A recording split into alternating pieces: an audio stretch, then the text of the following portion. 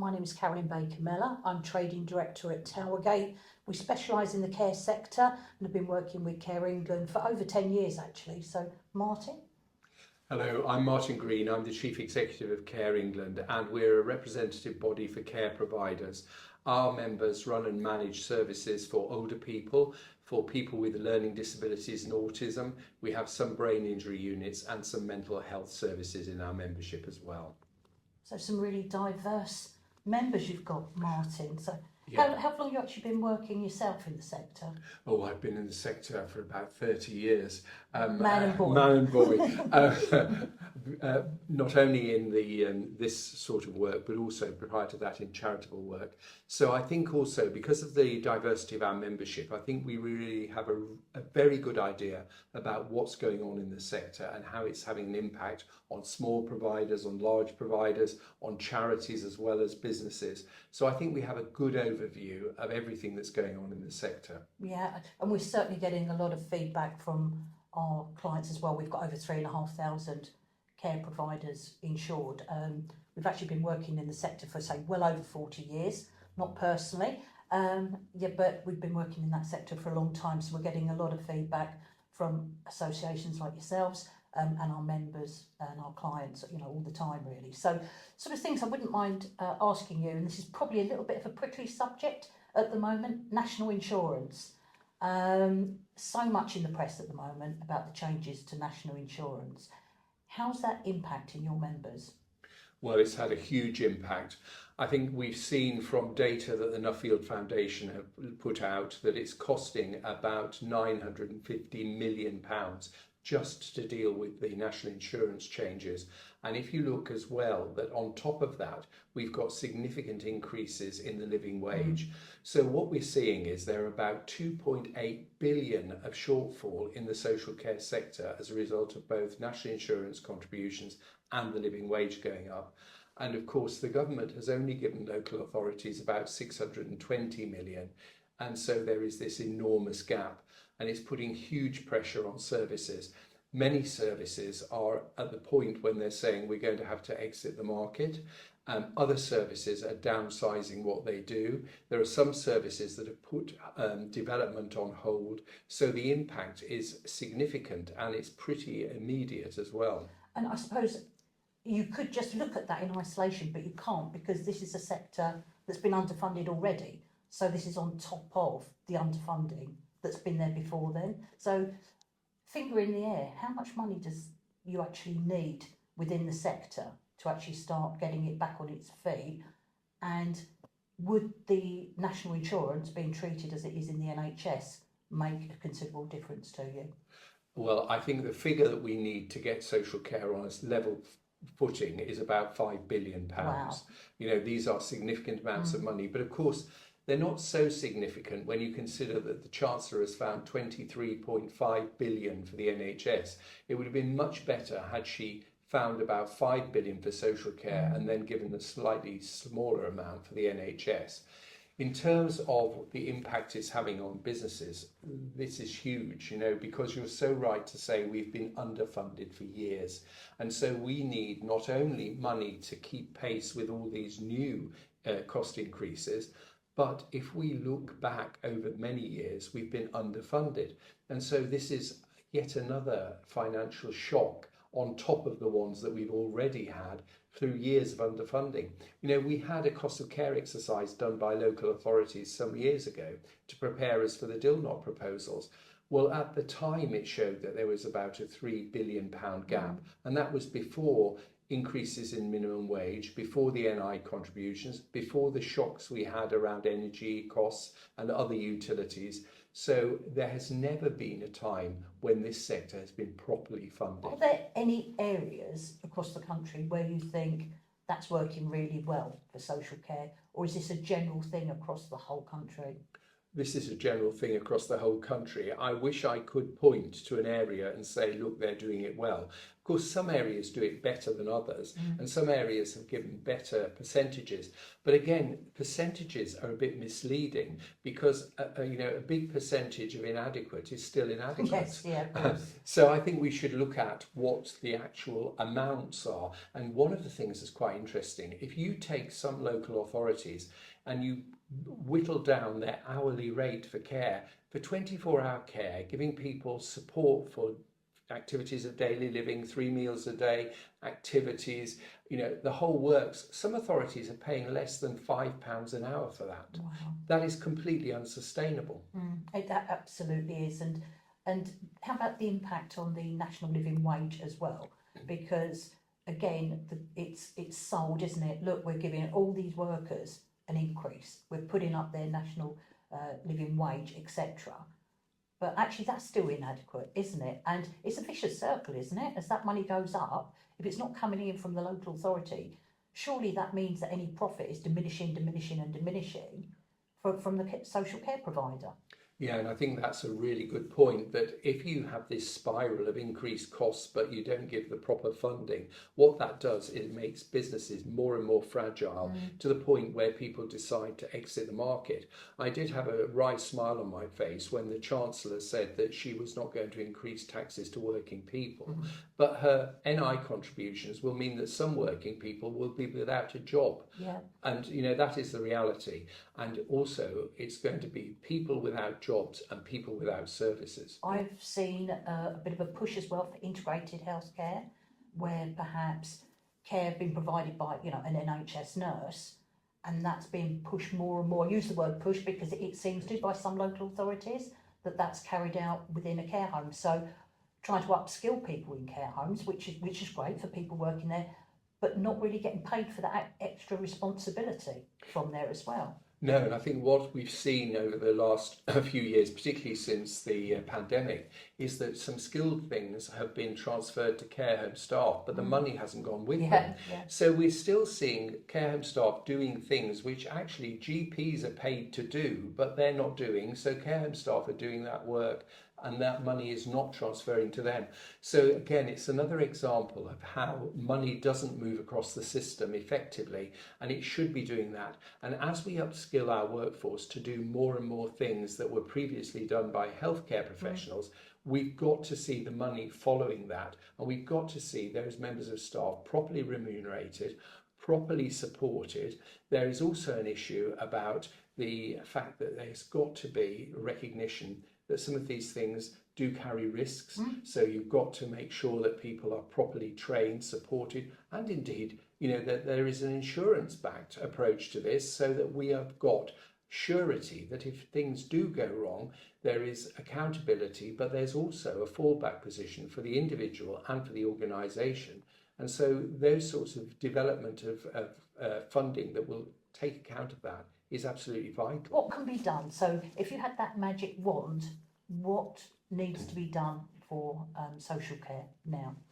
Well, I think what we've got to do is we've got to recognise it's a changing world. So I think we should start thinking about all the functions that we want people to do in social care. We then should look at having a proper career pathway. We should also identify, for example, if it's being done by a nurse in a hospital, what's that nurse being paid? If it's going to be devolved to somebody in a care home, some of that money needs to transfer from the NHS into social care.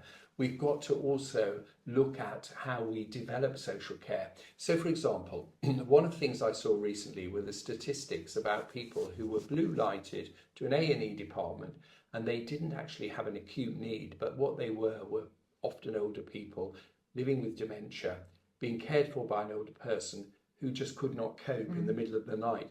Well, why don't we start saying, let's pay people properly, but let's blue light them to a care home, not to an A&E department. They don't need to be at an A&E department. So I think we've got to think differently about how social care works with the NHS, and we've got to devolve the money and the status to the social care sector. Yeah, and I think that's such a relevant point, actually. That sounds a fantastic initiative to do that. You hear all the time about people being put in corridors for hours on end, particularly elderly people, to be able to go to a care home where they're not going to be put in a corridor. They're going to be looked after properly by professional people That sounds to me like a really good solution for No, that. I mean, I think it's a great solution, and I think what we've got to do is get creativity in the conversation about where health and social care actually collide and where there is a real overlap between the two. And we should also, it gets to this point, when an ambulance arrives, everybody thinks, well, it's going to take me to hospital because an NHS ambulance goes to an NHS hospital. And what that does, it puts the organisation in front of the needs of the person. We need to start creating a system that's built on the needs of individual citizens, and then we work backwards from there. At the moment, what we do is we work from the premise of what does the organisation need and what the process that people go through. And let's shift that dial. Let's start thinking, what does the person need and how can we fulfil that need? Yeah. And how about even getting people into social care in the first place? Because there are a lot of gaps, aren't there, where there's just not enough people wanting to go, and certainly coming through schools or universities, that it's not seen as a profession or for people to want to go into it. But if that wage band is very low, who's going to want to work there? Do you think you go on goodwill for people working in the sector? No, I mean, we've got to get this sector with some really clear skills and competency frameworks, a qualification system. We're going to have to also benchmark the costs of care on the basis that people are doing a very skilled and very complex job, and it should not be a minimum or a living wage occupation. This is a very skilled job, and it should be recognised in the way in which we pay staff, but it should also be recognised in the training and development we give staff. One of the biggest concerns I have was one of the first things the government did after taking power was completely axe the Workforce Development Fund. So this takes money out of developing the workforce. The workforce are our biggest asset, and we have got to start giving them the recognition, the reward and the training that they richly deserve. And how the government can talk about getting people back into work when some of these people, these individuals, are people who have got some needs, and I'm sure they would love to do different work subject to what they're able to do and support. And that's a sort of really good insight that care providers can give, isn't it? No, it is. I mean, if the government would talk to care providers and talk to them about how they enable people to live well, and part of that might be about people enabled to have jobs, it might be part-time, it might be working from home, but if you start engaging, you can then understand what is possible, and then you can work on delivering it. But I think what happens now is people have an idea in Whitehall, they announce it, but they have no route map to delivery. So it's as if an announcement for a politician is the end result. Well, actually, it's the start of a process, not the end of a process.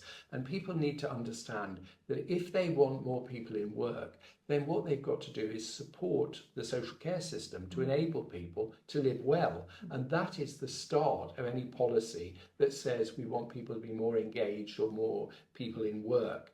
Well, you can't do that without, first of all, understanding people's needs, and secondly, supporting them so that they can live well, and then perhaps going to work. What sort of things are Care England doing at the moment to try and combat some of the things that are happening out there with national insurance, living wage, the money from the local authorities? I mean, it's an endless, it's not just that. I know we're talking about that today, but there's so many things. So what sort of things are Care England doing at the moment? Well, I think we're doing all our lobbying work, but actually one of the things that I think is really important to recognise is the lobbying work is important, but when you're running a business, you have to have an attention paid to the bottom line. So one of the things that we've done in Care England is we've developed great partnerships with people like yourselves, and that's giving our members access to really good products and services at good costs so that they can reduce the amount of money they're spending, but also be assured of the quality of the services they're buying. And so I think Care England's role is about reducing costs for care providers, identifying what the issues are for government and the media, and making sure that we as a representative body are dealing with the issues on a policy level, but we're also dealing with the issues at a practical level. And I hope that's what it's certainly what we're trying to do, and I hope that's what we are delivering. We're also delivering for our members a lot of data about what's going on in the sector, because when you go to have that conversation with a commissioner or with a politician, you need to be able to say, I am telling you on the basis of data This isn't my opinion. Yeah. This is what I know is happening. And of course, in things like insurance, you spend your life looking at data, seeing what the risks are. And we as a sector have got to get much better at dealing with using data effectively to make our case. Yeah, so a fact-based discussion is really what you're saying, to be able to back it up without the emotion, because I should think it's quite easy to get involved in the emotional side, because as we've said, you're dealing with people's lives and how they want to live. So yeah, absolutely, that data, we're seeing from an insurance point of view, with increased costs, etc., across the sector, people beginning to sort of reduce on their insurance, and we're having those conversations saying, well, reducing your insurance levels can actually cause you a problem longer term. It might save you a little bit of premium, but if you have a loss, and look, people do, that's why you have insurance, potentially you're exposing yourself, and that could close businesses very, very quickly. And that's a concern, as is, I think, on the recruitment. If they can't afford to recruit enough people, that's got to knock on to the services that they can provide to the people that they look after. So it's a huge issue, isn't it, all of these things? No, these things are an issue, and I think it's really important to underline that what might be seen as an easy cut, like an insurance premium, is a very, very dangerous thing to do.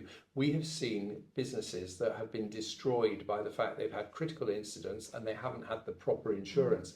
And it's not only about reducing costs, but people need to be really clear that if they're offered better deals, you should be very clear that the cover is the same. Yes. So, have these conversations with your insurers about what cover you have got. And, there are new areas that are a real concern, like, for example, cybercrime and attacks on businesses, which could destroy them, but also leave them with huge liabilities.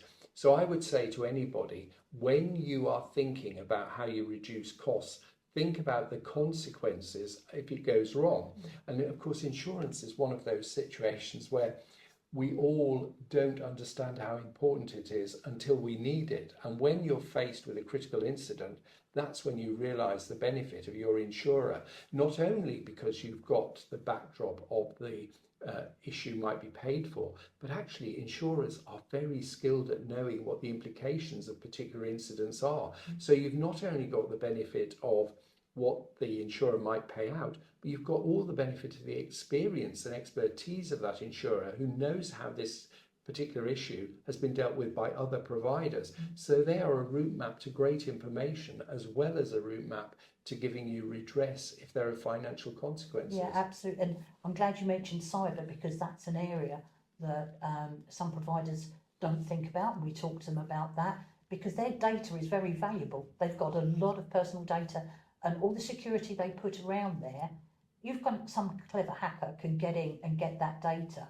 and that is just, phenomenal amount of a claim could be there, but an insurer can help them get them back in, get all that data restored, etc., very quickly. Likewise, if there's a big loss, or even perhaps not a catastrophic one, but a smaller loss or something, insurers can actually help them get back up and working very, very quickly, because they understand the sector and the needs of the people that they're looking after, and can work around perhaps a residence of a home, etc., very quickly for them. So yeah, really, really important.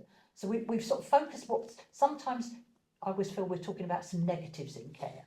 And it is, and it's real out there at the moment. It must concern you greatly. But there's some real positives as well, isn't there? I mean, the association are there, and I would hope you've got a good member base, and you've got that support. So if people aren't members of an association like yourself, I think they should be, because you've got the expertise and some of the things you were talking about, some of the other savings and help that you can provide for them. I think that's fantastic. It really is. But there's some real positive things going on, and I know you get out quite a lot. Probably trying to pin you down sometimes is difficult, because you're all over the country doing things, but there's some great things happening in care. So what sort of great things do you see when you're out and about speaking to providers? Well, I mean, I love going out and about, because it does energise you, because there is so much positive activity going on out there that's making a real difference to people's lives. For example, I've seen some excellent palliative and end-of-life care. people who are using things like Namaste. There's some really good quality assurance going on with things like the gold standards framework in care around end-of-life care. I've also seen some amazing uses of technology. So I recently went to a care service, and it was for people with quite advanced dementias, but they were using some headsets and they were taking people back to where they lived, and they were showing them where they'd lived, and they were showing them how it is now. They were showing them what it was like before, and people were really connecting with that. And you could see the improvement in people's mood, and you could see that people were enjoying having that reminiscence about the life that they'd had before they went into care homes. So there's some really great stuff going on. There's some fantastic technologies around identifying people who might be in pain but who haven't got the capacity to tell you that. There's some amazing stuff that's just come out which is preventative, where you can look at a person's leg, for example, and see if an ulcer is beginning to form, so you can put in proactive medicine. I've seen some amazing examples of connections between younger people and older people in intergenerational work.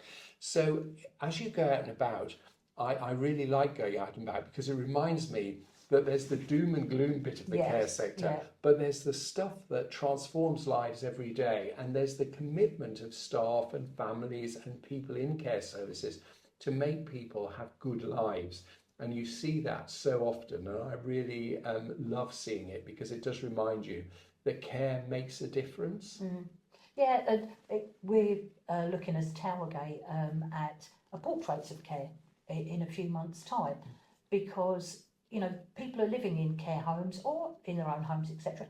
They've had some fantastic lives before they've perhaps been in a home, and you can forget about those things, or people can ignore those things, And we've spoken to people who've done show jumping, with people who've worked on the stage, people who've done parachute jumps. They've done all sorts of things, but you're seeing them possibly as an 80-year-old, 90-year-old or something like this, that haven't had a life. And the people who work in care homes as well, they do some incredible things outside, and they bring those skills into the care home, don't they? Care home open week for me is always a positive week of the year, where you can actually go into care homes, see some of the services they do, some of the activities they do, and some of the people show you up actually on, we've seen people doing yoga and goodness knows what, Pilates or whatever, and absolutely enjoying their lives in care homes. So yeah, I think it's a fantastic thing to be involved in, isn't it? No, it is. You come out smiling, don't you? I think you certainly do, and I'm really pleased that you're doing the Portraits of Care initiative, because